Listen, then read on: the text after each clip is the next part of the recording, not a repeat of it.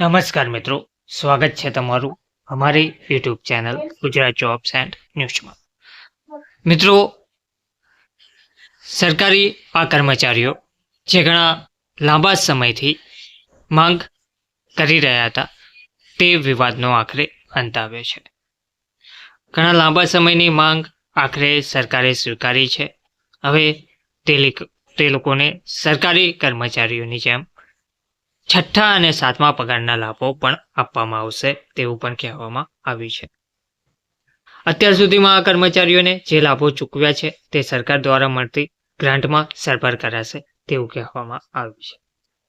વિગતવાર જોઈએ તો ગુજરાત યુનિવર્સિટી છેલ્લા 20 વર્ષથી ચાલે છે.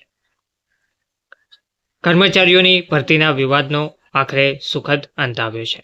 સરકારે સત્તાવાર ઠરાવ કરીને આ તમામ કર્મચારીઓને હવે સરકારી કર્મચારી તરીકે ગણીને છઠ્ઠા અને સાતમા પગારપંચ સહિતના તમામ લાભો આપવાની જાહેરાત કરી છે.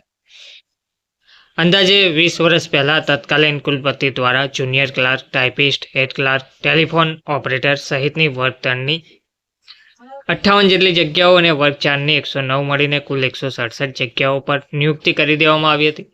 જે તે સમયે આ ભરતી માટે સરકારની મંજૂરી લેવામાં આવી નહોતી. તેના કારણે સરકારે આ કર્મચારીઓને કોઈ પણ પ્રકારના સરકારી લાભ આપવા ઇનકાર કરી દીધો હતો. તો જુદા જુદા સમયે જુદા જુદા કુલપતિઓ દ્વારા આ 167 કર્મચારીઓને સરકારી કર્મચારી ગણીને તમામ પ્રકારના લાભો આપવા સરકારમાં રજૂઆતો કરવામાં આવી હતી. સમયાંતરે સરકારે પણ બાહેધરી આપ્યા બાદ આગળ કોઈ કાર્યવાહી થઈ શકી નહોતી. એક તબક્કે યુનિવર્સિટીએ સિન્ડિકેટની બેઠકમાં ઠરાવ કરીને સરકાર દ્વારા કોઈ લાભ આપવામાં ના આવે તો યુનિવર્સિટી પોતાની રીતે આ કર્મચારીઓને પેન્શન સહિતના લાભ આપશે તેવો ઠરાવ પણ કરી દીધો હતો. જોકે યુનિવર્સિટી દ્વારા કર્મચારીઓને લાભ આપવામાં આવે તો સરકાર દ્વારા યુનિવર્સિટીની ગ્રાન્ટ કાપ સહિતના પગલાં લેવામાં આવશે તેવી ચીમકી પણ આપવામાં આવી હતી.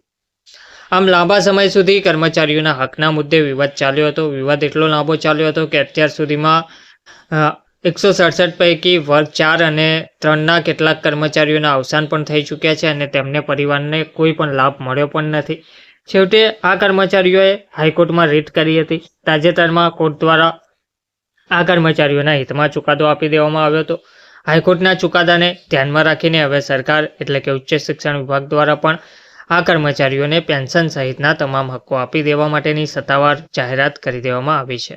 એટલું જ નહીં, છઠ્ઠા અને સાતમા પગારપંચનો લાભ પણ આપવામાં આવશે. અત્યાર સુધીમાં કર્મચારીઓને જે કોઈ લાભ ચૂકવવામાં આવ્યા છે તે યુનિવર્સિટીને આપવામાં આવતી ગ્રાન્ટમાં સરભર કરવા માટે પણ તાકીદ કરવામાં આવી છે.